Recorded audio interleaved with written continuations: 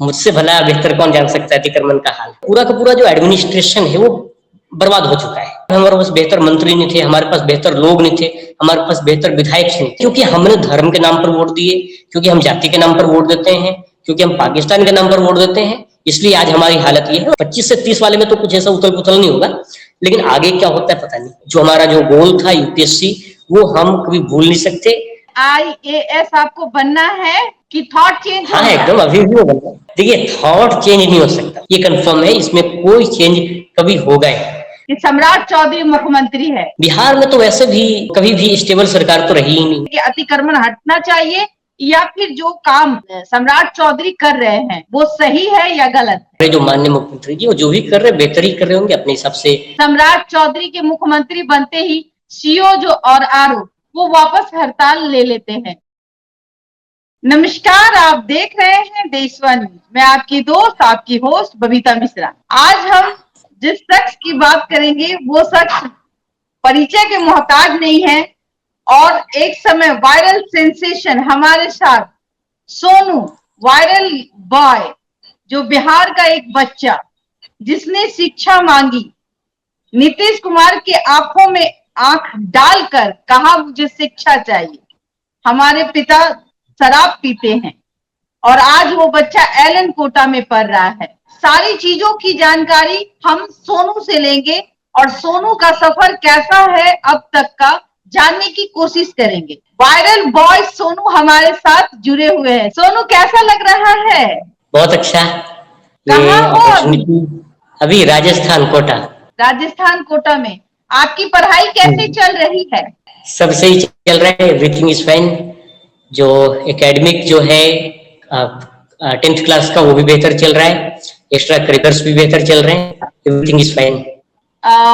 अगले साल आप 10th पास करेंगे, उसके बाद आपका विजन क्या है? देखिए, जो हमारा विजन था यूपीएससी वो तो है ही, लेकिन जो 11th 12th में खास करके कौन सा स्ट्रीम लेना है या क्या नहीं लेना है उसका भी कोई डिसीजन नहीं हुआ है। लेकिन जो भी आगे चल के हमें करना है उसका जो सारा का सारा जो काम है वो 2025 से शुरू हो चुका है, चाहे वो टेक में हो या पॉलिटिकल साइंस में या किसी में भी, हर एक में सारा काम उसी समय से स्टार्ट हो चुका है। अभी से एवरीथिंग इज, सब कुछ चल रहा है।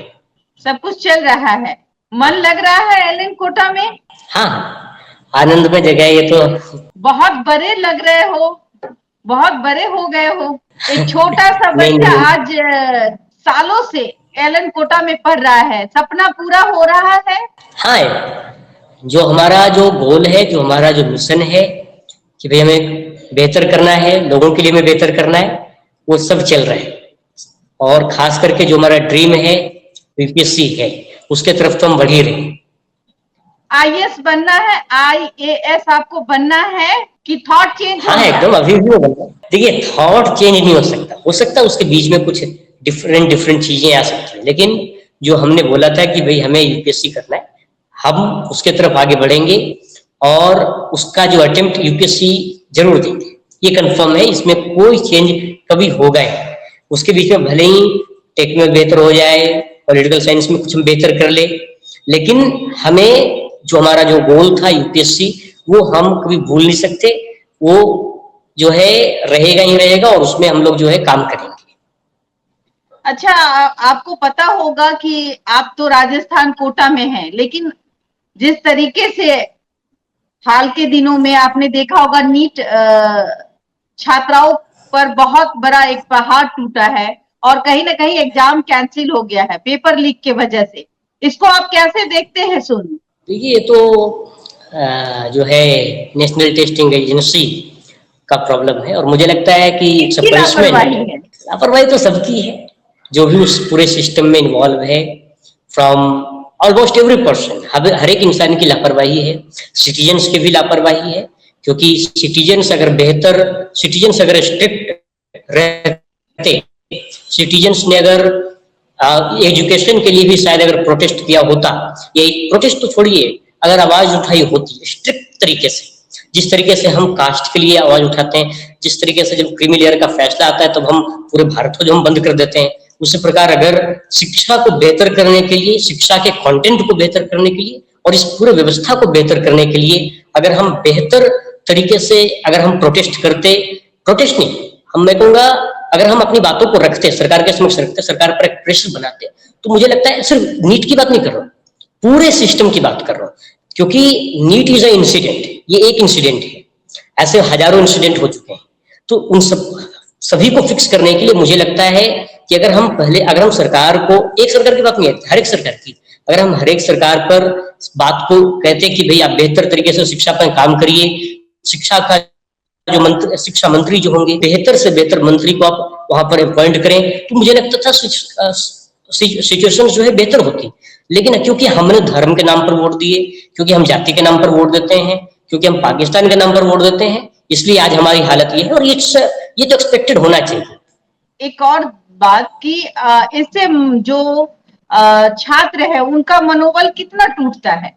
ये छात्र का तो मनोबल टूटेगा ही, लेकिन बहुत टूटता है, लेकिन कुछ कर भी नहीं सकते ना, बिकॉज उसका कोई कुछ नहीं कर सकता। उनके लिए बेहतर उनके लिए यही होगा कि जो भी शायद 22 या 21 जून का उन्होंने रखा है, तो दीजिए, जो होता है भगवान की मर्जी है, दीजिए, उम्मीद से दीजिए कि भी बेहतर होगा।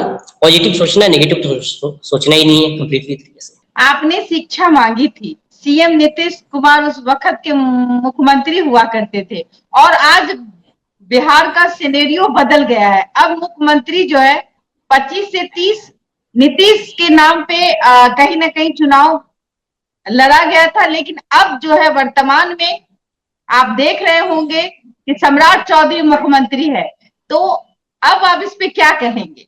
मैं इसमें क्या कह सकता हूँ, ये तो उन लोगों का फैसला रहा, नीतीश जी का बताया जाता है कि नीतीश जी का खुद का फैसला है कि उनको राज्यसभा जाना था, तो उनको जाना होगा। लेकिन बाकी तो समझ लीजिए कि बिहार में तो वैसे भी जो कभी भी स्टेबल सरकार तो रही ही नहीं है। आप समझ लीजिए, मेरे हिसाब से मैं यहाँ पर एक चीज बोलना चाहता हूँ, बिहार की जो राजनीति रही ना, खास करके 2005 के बाद से और 2000 अभी के समय तक, वो ये रहा है कि बिहार एक पॉलिटिकली इनस्टेबल राज्य है, लेकिन स्टेबल राज्य है, पॉलिटिकली स्टेबल भी और पॉलिटिकली इनस्टेबल भी। कैसे? अगर हम ध्यान से देखें तो बिहार में एक लंबे समय तक कोलिशन गवर्नमेंट रही, और मेरा मानना है कि एक लंबे समय तक इस तरीके से रिगरस कोलिशन और साथ में बार बार कोलिशन गवर्नमेंट बदलना, ये पॉलिटिकल इनस्टेबिलिटी का एक साइन है। दूसरा, लेकिन अगर हम ध्यान से देखें तो राज्य पर उतना इफेक्ट नहीं हुआ है इस पॉलिटिकल इनस्टेबिलिटी का। राज्य पर इफेक्ट हुआ है कि हमारे पास बेहतर मंत्री नहीं थे, हमारे पास बेहतर लोग नहीं थे, हमारे पास बेहतर विधायक नहीं थे, इसलिए बिहार आज पीछे है। बट अगर हम ध्यान से देखें तो जो बिहार की जो राजनीति रही वो पॉलिटिकली इनस्टेबल रही है, लेकिन जो बिहार, क्योंकि राजनीतिक अस्थिरता जब होता है तो राज्य पर कुछ ना कुछ इफेक्ट होता है।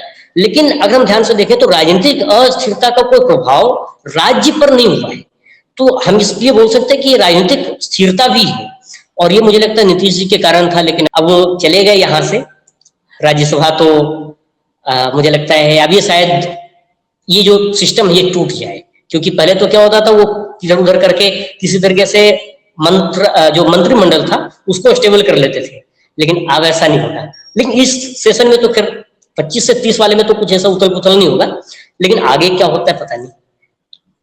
अच्छा, जिस तरीके से आपने कहा कि बिहार को लेकर के बहुत कुछ चेंज होते हुए अब बिहार देख रहा है, जिसमें स्वास्थ्य और को लेकर भी बातें होती है, बेरोजगारी लेकर भी बातें होती है, और अब आप देखेंगे अतिक्रमण भी आपको देखने को मिलता होगा। कई लोग जब सड़कों पे रहते हैं उनका घर तोड़ा जा रहा है। इसको आप किस रूप से देखते हैं कि अतिक्रमण हटना चाहिए, या फिर जो काम सम्राट चौधरी कर रहे हैं वो सही है या गलत है? ये सब जो हमारे जो माननीय मुख्यमंत्री जी जो भी कर रहे हैं बेहतर ही कर रहे होंगे अपने हिसाब से, क्योंकि उनको नीतीश जी ने अगर इलेक्ट किया है, सिलेक्ट किया उन्होंने, तो कुछ ना कुछ सोच करके उन्होंने किया होगा। और मुझे जहां तक लगता है जो भी सरकार कर रही है, क्योंकि अगर हम ध्यान से देखें तो पूरा का पूरा जो एडमिनिस्ट्रेशन है वो बर्बाद हो चुका है, और आज की बात नहीं, बहुत पहले से बर्बाद हो चुका है।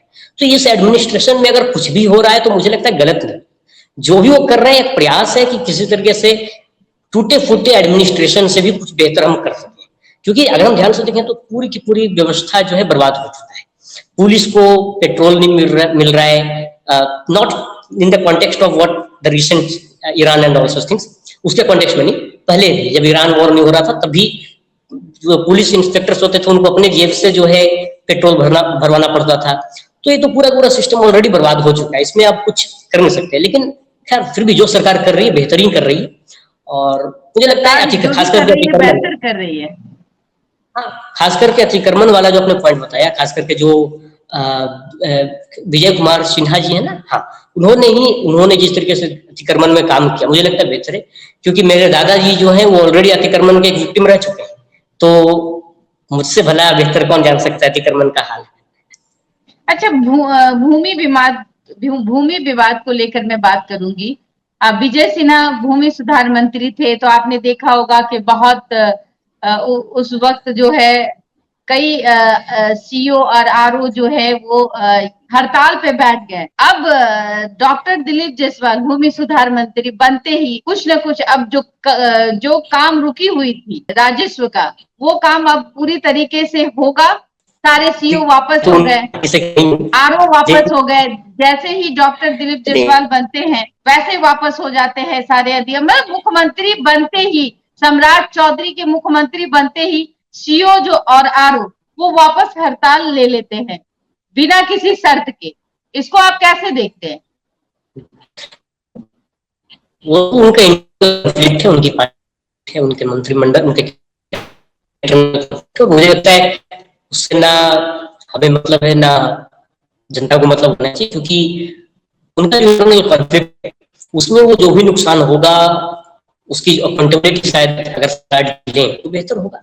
और बाकी मैं तो कहूंगा जिसको बढ़ाओ, कम से कम जो काम बेहतर कर सकते हो करो। और मैं उम्मीद करता हूँ कि दिलीप साहब जो है वो भी जो है बेहतर करेंगे। अगर को ये जिम्मेदारी मिली है उनको अच्छे तरीके से उनको निर्वहन करना चाहिए। और बाकी तो सीओ को ला रहे हैं नहीं ला रहे हैं उनकी जिम्मेदारी है। क्योंकि अगर वो को अपने सिस्टम में जोड़ते हैं तो उनका जो है कार्यकाल भी बेकार जाएगा। अगर वो बेहतर लोग गलत लोगों को अगर सिस्टम से हटाते हैं तो उनका बेहतर होगा।